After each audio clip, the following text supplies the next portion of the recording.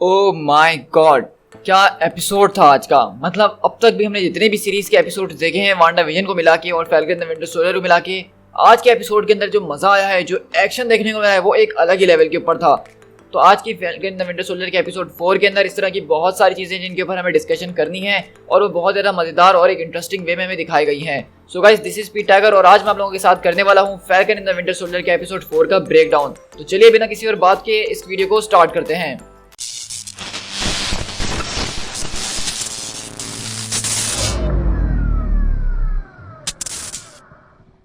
तो हमारे एपिसोड की शुरुआत जो होती है बेसिकली वकांडा की थीम के साथ होती है और इससे हमें इस बात का पता चल गया था कि हमारी कहानी की जो है फ्लैशबैक एक दिखाया जा रहा है हमें तकरीबन 6 साल पुराना, जब बकी जो है वकांडा के अंदर हुआ करता था। और सच कहूँ तो ये जब भी वकांडा वाली थीम चलती है बैकग्राउंड में तो दिल के अंदर जैसे बिजलियाँ चलने लग जाती हैं। और हम देखते हैं कि बेसिकली यहाँ पे डोरे मिलाजी की मेंबर आयो, जिसको हमने लास्ट एपिसोड के एंडिंग के अंदर देखा था, वो यहाँ पे बकी के साथ उसकी ट्रेनिंग कंप्लीट करवा रही होती है। मतलब जो वकांडा वालों ने उसके सुपर सोल्जर प्रोग्राम को खत्म करवाने के लिए इतनी मेहनत करी है, अब फाइनली उसको टेस्ट किया जा रहा है। और हम देखते हैं कि ओयो यहाँ पे जो है वो सारे के सारे वर्ड्स बोलती है, लॉन्गिंग, रस्टेड, 17, फर्नेंस वगैरह, ताकि वो विंटर सोल्जर को दोबारा से इन्वोक कर सके। लेकिन हम देखते हैं कि इस बार जो है विंटर सोल्जर के ऊपर इसका किसी चीज़ का असर नहीं होता है और फाइनली वो इसी तरह से यहाँ पे जो है इससे आज़ाद हो चुका है। और इसी के बाद हमारी कहानी यहाँ प्रेजेंट डे के अंदर शिफ्ट होती है, जहाँ हम देखते हैं कि आयो उससे आके यही बताती है कि किस तरह से वो यहाँ जीमो के पीछे आई है, क्योंकि उसने किंग टचाका को जो है यूएन के अंदर सबके सामने मार डाला था और इसके लिए वो उसको माफ नहीं करने वाले हैं। और वो यहाँ पे ये भी बता रही होती है इस बात को कि किस तरह से उन्होंने बकी के ऊपर काफ़ी रिसोर्सेज, टाइम और जो दूसरी चीज़ों को वेस्ट कर दिया। लेकिन वो कहता है कि ऐसी बात नहीं है, मैं तुम्हारा शुक्रगुजार हूँ। तो वहीं पे आयो जो है बकी के साथ एक डील करती है और कहती है कि सिर्फ 6 घंटे तक तुम्हें जीमो के साथ जो कुछ भी करना है तुम कर लो, उसके बाद जीमो से हमारे हवाले कर दिया जाएगा। और इसी तरह हम यहाँ से देख रहे हैं कि बकी यहाँ पे वापसी आके सारी की सारी बातें बताता है जीमो और फैल्कन को भी, और ये लोग यहाँ से आगे बढ़ जाते हैं उस औरत को ढूंढने के लिए जिसका नाम डोनिया मडोना है और वो दरअसल जो है कार्ली की माँ है और उसका आज फ्यूनरल होने वाला है कहीं। तो ये लोग बेसिकली इस मौके की तलाश कर रहे हैं कि इस फ्यूनरल के टाइम पे वो लोग जो है कार्ली से जाके कुछ बातचीत वगैरह कर सकें। लेकिन यहाँ पे जीमो की बातों से ये साफ साबित हो रहा है कि वो यहाँ पे कार्ली से कोई बातचीत नहीं करना चाहता है, वो सीधा उसको देखते ही गोली मार देना चाहता है। जिस तरह से वो बता रहा होता है कि सुपर सोल्जर सीरम जो होता है वो इंसान के अंदर की बुराई को और ज्यादा बढ़ा देता है और अगर उसके अंदर अच्छाई होती है तो वो बढ़ जाती है। लेकिन अच्छाई लोगों के अंदर अब बहुत कम रह गई है, तो इसलिए जो भी सुपर सोल्जर दुनिया के अंदर मौजूद हैं उनके अंदर सिर्फ बुराई बची हुई है और वो जो है तानाशाह बनना चाहते हैं, मतलब हर चीज के ऊपर राज करना चाहते हैं। तो यहाँ से जो जीमो की बातें हैं ये मुझे काफी हद तक गलत नहीं लग रही हैं, क्योंकि इसने आज तक जितनी भी बातें करी हैं सुपर सोल्जर सीरम के बारे में वो बिल्कुल सच होते हुए आई हैं। यहाँ पे सिर्फ एक ही एक्सेप्शन ऐसा है, यानी कि स्टीव रॉजर्स, जिसने सुपर सोल्जर सीरम लेने के बाद अपना आपा ना खोया है और वो अभी भी सच्चाई के कदम पे चल रहा था। और इसी तरह हम देखते हैं कि यहाँ पे जो है फैल्कन अपने तरीके से यहाँ पे लोगों से पूछताछ करता है और विंटर सोल्जर अपने तरीके से, लेकिन उन दोनों को कोई भी किसी बात का जवाब नहीं देता है। और वहीं पे जीमो बच्चों को कुछ टॉफियों की रिश्वत देके उनसे इन्फॉर्मेशन निकलवाने में सक्सेसफुल हो जाता है, लेकिन वो वापसी आके यहाँ पे जो है उनको पूरी इन्फॉर्मेशन नहीं बताता है, क्योंकि उसको पता है कि वकांडा वाले तो उसको उठा के ले जाएंगे, तो वो इतना बड़ा पागल है नहीं कि सारी की सारी इन्फॉर्मेशन फैल्कन और विंटर सोल्जर के हवाले कर दे। लेकिन वो यहाँ पे इतना जरूर बताता है कि आज जो है फ्यूनरल है और वो जो है उनको वहां तक ले जा सकता है। और इस बात पर हम देखते हैं कि थोड़ा सा बकी को गुस्सा भी आने लग जाता है, लेकिन वो वहाँ पे अपने गुस्से को कंट्रोल कर लेता है। और हम देखते हैं कि यहाँ पे जो है बेसिकली फैल्कन कॉल मिलाता है शेरन कार्टर को, ताकि वो उस कैंप के ऊपर नजर रख सके जहाँ पे इस वक्त ये फ्यूनरल हो रहा है और कोई भी हलचल वगैरह हो गलत तो उनको पता चल जाए। और हम देख सकते हैं कि यहाँ पे शेरन जब बात कर रही होती है फैल्कन से तो वो एक ऐसे सिक्योर एरिया के अंदर घूम रही है जहाँ पे हर तरफ गार्ड्स खड़े हुए हैं। और अगर आपको याद हो लास्ट एपिसोड में हमने देखा था कि शेरन कार्टर ने वहाँ पे पावर ब्रोकर के खिलाफ जाने की कोशिश करी थी और सारे लोगों से मुकाबला किया था। तो अगर ऐसा केस था तो अब तक तो शेरन को यहाँ छुपा होना चाहिए था और किसी के सामने नहीं आना चाहिए था, वरना तो लोग उसको देखते ही मोस्ट वांटेड समझ के गोली मार दें। लेकिन आप देख रहे हैं कि यहाँ पे शेरन इतने आराम से घूम रही है सिटी के अंदर और यहाँ पे गार्ड ऐसा लग रहा है कि उसको प्रोटोकॉल दे रहे हैं। यहाँ से हमारे पास एक थ्योरी ऐसी आती है कि शेरन जो है वो बेसिकली पावर ब्रोकर के साथ ही काम कर रही है। और अगर हम बात करें पावर ब्रोकर की आइडेंटिटी के ऊपर तो बहुत सारे लोग कह रहे हैं कि वो थंडरबोल्ट रॉस हो सकते हैं, लेकिन खैर ये तो हमें आगे चल के ही पता चलेगा। लेकिन इतना हमें जरूर अंदाजा हो गया है कि शेरन कार्टर यहाँ पे कोई हल्की फुल्की चीज नहीं है, बल्कि मैद्रीपुर के ऊपर हो सकता है कि वो खुद ही जो है पावर ब्रोकर हो या फिर वो पावर ब्रोकर के लिए ही काम कर रही हो। और इसी तरह हम देखते हैं कि यहाँ से ग्रेवयार्ड के अंदर शिफ्ट होते हैं, जहाँ पे कार्ली अपने एक साथी के साथ आती है सुपर सोलर सीरम को लेने के लिए, जो कि उसने उस ग्रेवयार्ड के अंदर छुपा के रखा हुआ होता है। और अब कार्ली ने बेसिकली इस बात को डिसाइड करा है कि ये सुपर सोलर सीरम जो उसके पास मौजूद है अपने और लोगों को उससे इंजेक्ट करेगी और अपने लोगों को शक्तियत देगी। अब उन लोगों को एक आर्मी बनानी होगी क्योंकि इनके लिए मुश्किलें बढ़ते ही जा रही हैं। लेकिन हम यहीं पे देखते हैं कि जीमो, फैल्कन और विंटर सोल्जर अब जा रहे होते हैं तो वहीं पे हम देखते हैं कि कैप्टन अमेरिका यानी कि जॉन वॉकर और उसका साथी लेमार यहाँ पे पहुंच जाते हैं और यहाँ पे पहले तो वो ज़ीमो को पकड़ने की कोशिश करते हैं, लेकिन फैल्कन विंटर सोल्जर को समझाते हैं कि इसको सारी की सारी चीज़ें पता है, मतलब कार्ली इस वक्त कहाँ मौजूद है। और इसके बाद हम देखते हैं कि इनके बीच एक छोटी सी बहस शुरू हो जाती है। कैप्टन वॉकर के मुताबिक उन लोगों को सीधा कार्ली मॉर्गनथॉर्प को अरेस्ट करना है और अगर उसमें वो रेजिस्ट करेगी तो उसको गोली मार दी जाएगी। लेकिन फैल्कन यहाँ पे बोलता है कि नहीं, मुझे उससे बात करनी होगी, मैं उसको समझा सकता हूँ क्योंकि मैं इस चीज़ के अंदर एक्सपीरियंस हूँ, मैं सोल्जर्स को समझाने में बहुत ज़्यादा एक्सपीरियंस रखता हूँ। तो अगर आपको इस बात के बारे में जानना है कि फैल्कन क्या बात कर रहा है तो आप कैप्टन अमेरिका विंटर सोल्जर देखिए। वहाँ पे फैल्कन जो है बेसिकली एक तरह का कैंप चला रहा होता है जहाँ पे वो सारे के सारे लोग आए होते हैं जिस तरह के अजीब अजीब मेंटल प्रॉब्लम से गुजर रहे होते हैं और फैल्कन उसमें उनकी मदद करता है। तो इसी तरह हम देखते हैं कि यहाँ पे लेमार भी इसकी बात पे बोलता है कि हमें कम से कम एक शॉट तो देना ही चाहिए, मतलब ये सारी की सारी बात अगर बातचीत से निमट सकती है तो हमें लड़ने झगड़ने की क्या जरूरत है। तो वहीं पे ज़ीमो भी बोलता है कि मैं समझता हूँ कि हमारे रास्ते अलग अलग हैं लेकिन हमारी मंजिल एक ही है। और इस तरह वो बच्ची उसके पास आ जाती है जो कि उसको वहाँ का रास्ता दिखाती है, यानी कार्ली इस वक्त कहाँ मौजूद है। लेकिन वहीं पे जॉन वॉकर जो है ज़ीमो को हथकड़ी लगा देता है और सैम को बोलता है कि सिर्फ 10 मिनट। यहाँ पे कार्ली जो है अपनी मदर के जो है फ्यूनरल के ऊपर खड़ी हुई होती है और एक अच्छी सी स्ट्रॉन्ग स्पीच देती है अपने लोगों को। और यहाँ से वो बताना चाह रही है कि बेसिकली उनके मोटिव्स क्या हैं। वो दुनिया के अंदर एक निज़ाम लाना चाहते हैं, वो पॉलिटिक्स को ख़त्म करना चाहते हैं, वो गवर्नमेंट को गिरा देना चाहते हैं ताकि हर किसी इंसान के साथ एक जैसा बिहेवियर रहे। और देखा जाए तो ये सोच बहुत ही ज़्यादा अच्छी है, लेकिन इसका जो तरीक़ेकार है वो अगेन बहुत ही ज़्यादा गलत है। और हम देखते हैं कि जब यहाँ पे बैठ के बाहर ये लोग वेट कर रहे होते हैं तो आपको जो है जॉन वॉकर की मूवमेंट्स के ऊपर नजर रखनी है। जॉन वॉकर को हम देख सकते हैं कि किस तरह वो शील्ड की तरफ देख के बहुत जोर जोर से सांस ले रहा है और वो घबराया हुआ है। तो ये चीज़ बता रही है कि वो मेंटली जो है सिक है, वो मेंटली स्टेबल इंसान नहीं है कहीं से भी। और हम देखते हैं कि यहाँ पे फैल्कन जो है वो कार्ली से बात करने लगता है, उसको समझाने लगता है और काफ़ी हद तक कार्ली की अकल में बातें आने लग जाती हैं। मतलब अगर 5 मिनट फैल्कन को और मिलते तो वो शायद कार्ली को समझा लेता और अपने साथ ले चलता। लेकिन अगर ऐसा ही करना था तो फिर इस सीरीज का फायदा क्या था, क्योंकि हम देखते हैं कि वहीं पे जॉन वॉकर अपना आपा खो बैठता है और सीधा यहाँ पे घुसाता है और बोलता है कि कार्ली यू आर अंडर अरेस्ट, जिससे कार्ली ये समझती है कि फैल्कन इसको यहाँ पे बातों में उलझाने की कोशिश कर रहा था और वो कैप्टन के साथ काम कर रहा है। यहाँ पे हम देखते हैं कि अजीबोगरीब भगदड़ मच जाती है, विंटर सोल्जर कार्ली को पकड़ने निकलता है और जॉन वॉकर अलग रास्ते में। और इस तरह हम देखते हैं कि यहाँ पे सब अलग अलग हो जाते हैं, लेकिन वहीं से ज़ीमो जो है वो अपनी हथकड़ी छुड़वा के भाग चुका है और वो कार्ली के सामने आके सीधा उसके ऊपर शूट कर देता है। और सिर्फ एक बार नहीं बल्कि 3 से 4 बार उसको शूट करने की कोशिश वो करता है।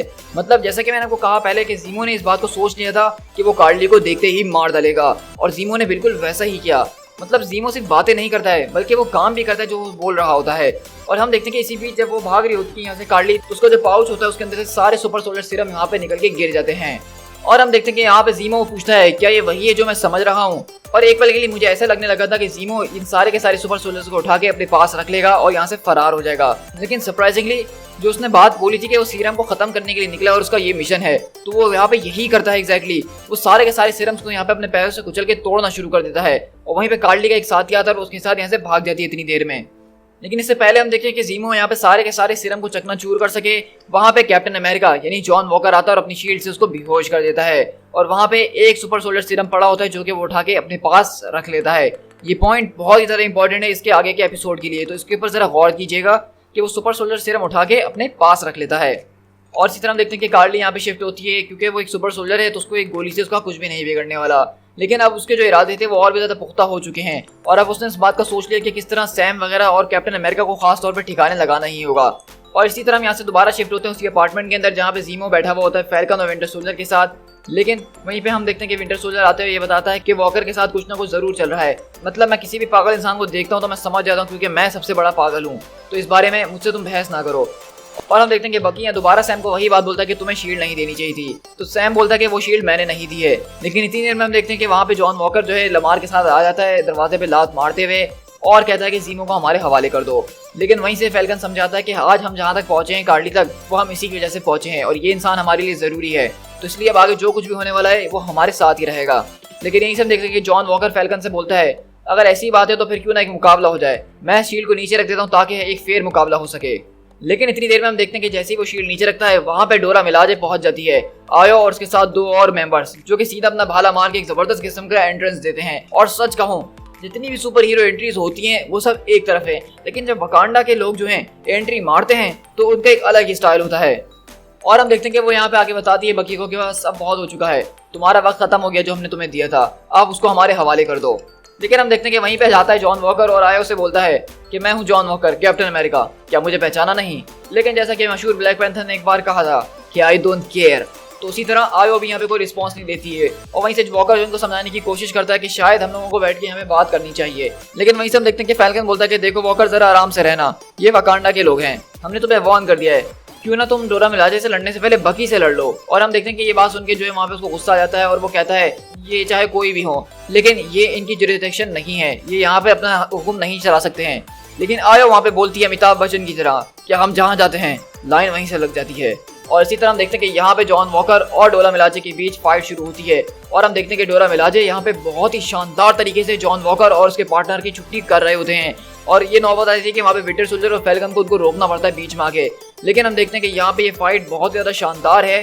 अब तक इस सीरीज के अंदर जो भी हमने फाइट देखी है उसमें से ये बेस्ट फाइट थी, इसको कोरियोग्राफ किया गया है। यहाँ पे जो वकांडन मूव्स दिखाए गए हैं ऑसम, मतलब इस फाइट को मैंने तकरीबन 3 से 4 बार देखा और मेरा दिल नहीं भर रहा। और हम यहाँ पे देख सकते हैं कि किस तरह से आयो जो है वो जब विंटर सोल्जर से मुकाबला कर रही होती है तो वो सिर्फ ये एक ही ऐसी ट्रिक चलती है जिसके जरिए विंटर सोल्जर का जो आर्म होता है वाइब्रेनियम का वो वहाँ पे गिर जाता है। और ये देख के विंटर सोल्जर खुद भी हैरत में होता है क्योंकि उसको नहीं पता था कि वो लोग ऐसा इसके साथ कर सकते हैं। जैसा कि आपको पता है कि जब यहाँ पे सारी की सारी भगदड़ चल रही है तो ज़ीमो इस बात का फायदा उठाते हुए यहाँ से कल्टिशा का नारा मारता है। इस पूरी की पूरी फाइट सीन के अंदर एक सीन मेरा बहुत ज़्यादा फेवरेट होकर रह गया है, जब वो जॉन वॉकर को जो है अपने भाले के जरिए टेबल से चिपका देती है और वो हिल नहीं पा रहे होते हैं। तो मतलब यहाँ पे सिर्फ प्योर स्किल्स दिखाए गए हैं कि स्किल्स क्या चीज़ होती है, कि उसने इतने ज़बरदस्त तरीके से एक आदमी को टेबल से खड़ा कर दिया जिसके पास कैप्टन अमेरिका की शील्ड मौजूद है। तो मैं इस फाइट सीन को देख के काफ़ी ज़्यादा इंप्रेस्ड हुआ मार्वल से। लेकिन इसी तरह हम देखते हैं कि ज़ीमो जैसा कि वहाँ से भाग चुका है तो डोरा मिलाजे वहाँ से चले जाती है। और हम देखते हैं कि पहले डोरा मिलाजे शील्ड को अपने साथ ले जा रहे होते हैं, लेकिन आयो बोलती है कि वो यहाँ से चले गया है तो शील्ड को दे दो वापसी। और हम देखते हैं कि वो शील्ड वापसी कर देते हैं।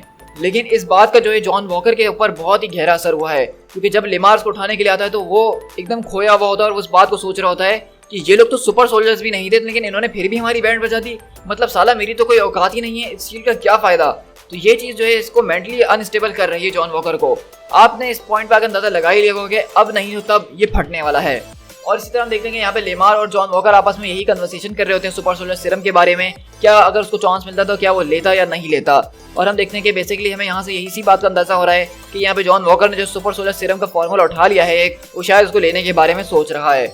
और यहीं से हमारी कहानी शिफ्ट होती है सैरा के पास, जो कि फैल्कन की बहन है, और उसके पास कार्ली मॉर्गनथॉ की कॉल आती है उसको धमकाने के लिए। लेकिन कार्ली यहाँ पे ये बोलती है कि मैं तुम्हारे भाई को मारना नहीं चाहती हूँ, अगर वो कैप्टन अमेरिका के साथ काम कर रहा है जॉन वॉकर के साथ तब तो मैं उसको जरूर मार डालूंगी। लेकिन सैरा बोलती है कि मेरी बात का विश्वास करो, वो उसके साथ काम नहीं कर रहा है। तो कार्ली बोलती है कि ठीक है, अगर ऐसी बात है तो तुम्हें मैं एक लोकेशन भेज रही हूँ, वो तुम अपने भाई को सेंड कर देना और उससे कहना मुझसे अकेले आके मिले। तो फैल्कन को जब ये बात पता चलती है तो वो बोलता है कि सहरा अपने साथ अपने बच्चों को लो और फौरन शहर छोड़ के कहीं सेफ चले जाओ। और वहीं हम देखते हैं कि बकी बोलता है कि अगर उसने तुम्हें अकेले बुलाया है तो मैं तुम्हारे साथ चलूंगा। और इस तरह हम देखते हैं बकी और सैम जो है दोनों अपने कॉस्ट्यूम के अंदर यानी फैल्कन बन के वहाँ पे उससे कार्ली से मिलने के लिए जाता है। और फैल्कन यहाँ काफ़ी ज़्यादा गुस्सा क्योंकि उसकी बहन को धमकाया गया है। लेकिन कार्ली बोलती है कि मैं तुम्हारी बहन के साथ कुछ भी नहीं करने वाली थी, मैं बस तुमसे मिलना चाहती थी और तुम्हें बताना चाहती थी कि तुम अगर इस मिशन में मेरा साथ नहीं दोगे तो मुझे तुम्हारे खिलाफ जाना ही पड़ेगा। लेकिन इतनी देर में हम देखते हैं जैसा कि शैरन ने इस कैम्प के ऊपर नजर रखी हुई है तो वो फैल्कन को बताती है कि एक जॉन वॉकर तुम्हारी तरफ आ रहा है। और हम देखते हैं कि फैल्कन फौरन से बता देता है कि जॉन वॉकर आ रहा है, तो दोबारा से यहाँ पे एक भगदड़ मचना शुरू हो जाती है। लेकिन इसी बीच हम देखते हैं कि जब यहाँ पे जॉन वॉकर पहुंचता है तो वहाँ पे जो दूसरे सुपर सोल्जर्स होते हैं वो भी उनसे मुकाबला करने के लिए आ रहे होते हैं, लेकिन डायरेक्टली नहीं बल्कि इनडायरेक्टली। और वो वहाँ पे लेमार को पहले अलग करते हैं और उसको बांध के एक जगह फेंक देते हैं। लेकिन वहीं हम जॉन वॉकर के पास शिफ्ट होते हैं जो कि इन सुपर सोल्जर से मुकाबला कर रहा होता है। और इसी सारी की सारी फाइट सीन के बीच हम देखते हैं कि जॉन वॉकर अचानक उसके पास एक अजीबोगरीब स्ट्रेंथ आ चुकी है। उसने शील्ड को दीवार पे इतनी जोर से मारा कि दीवार के अंदर सुराख हो गया। और उसके बाद हम देखते हैं कि जब वो एक सुपर सोल्जर से मुकाबला कर रहा होता है तो उसको लात मार के बहुत दूर फेंकता है। तो यहाँ से हमें हिंट मिलना शुरू हो गया कि शायद जॉन वॉकर ने उस सुपर सोल्जर सीरम ले लिया है। लेकिन उसकी के बाद हम देखते हैं कि जब फैल्कन यहाँ पे आता है जॉन वॉकर के पास तो वो अपनी आंखों से देखता है कि जॉन वॉकर एक बहुत मोटा सा पाइप जो है लोहे का वो अपने हाथों से ही टेढ़ा कर देता है और उस सुपर सोल्जर को उठा के बहुत दूर फेंकता है। तो ये देख के फैल्कन भी हैरत में रह जाता है और वो दूसरा सुपर सोल्जर भी। तो यहाँ से मतलब ये बात साफ हो जाती है कि जॉन वॉकर ने उस सुपर सोल्जर सीरम को अपने अंदर इंजेक्ट कर लिया है जो कि उसने वहां से चुराया था।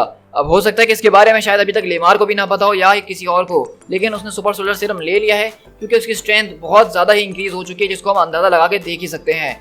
इतनी देर में हम देखते हैं कि यहाँ से लेमार भी जो अपने आप को छुड़वा लेता है। विंटर सोल्जर, बकी और जॉन वॉकर सारे के सारे मिलकर इन सारे के सारे सुपर सोल्जर से मुकाबला करना शुरू करते हैं। लेकिन इन सारी की सारी फाइट के बीच जब कार्ली जो है यहाँ पे लेमार से लड़ रही होती है तो वो उसको एक जोरदार लात मार के एक पिलर पे फेंकती है। और हम देखते हैं कि उस लात का इम्पैक्ट इतना ज्यादा होता है कि वहाँ पे लेमार टकराते ही उसकी मौत हो जाती है।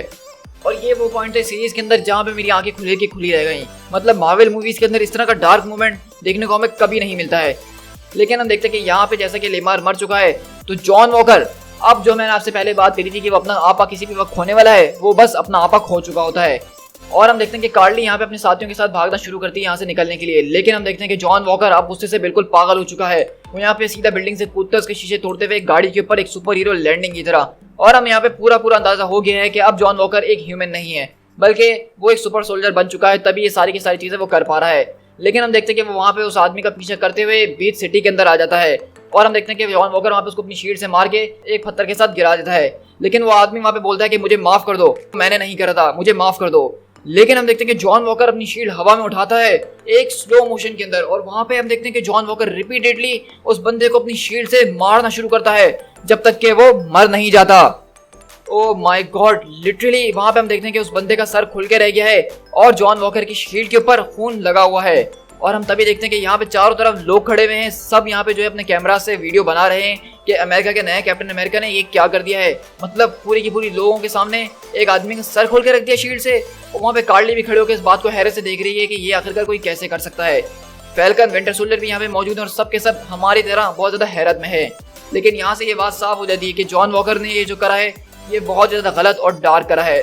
वहाँ पे भले उसके साथी के साथ कुछ भी क्यों ना हुआ हो, लेकिन वो इस तरह किसी का बदला नहीं ले सकता है। और यहाँ पे हम जैसा कि देख सकते हैं ये एक शॉट जिसमें कैप्टन अमेरिका की शील्ड के ऊपर खून लगा हुआ है, तो यहाँ पे हमें इस चीज को दिखाया जा रहा है कि कैप्टन अमेरिका की लेगेसी को बर्बाद कर दिया गया है, उस पर दाग लग चुका है। और अब हमें यहाँ से नहीं पता कि जॉन वॉकर यहाँ पे अपना किस तरह का बिहेवियर दिखाने वाला है लोगों के सामने, और इस बात का वो जवाब कैसे देगा, और अब आगे की सिचुएशन कैसे चलने वाली है वो मैं इमेजिन भी नहीं कर सकता हूँ। लेकिन यहाँ से मुझे बिल्कुल जो है एक होमलैंडर वाली फीलिंग आ रही है।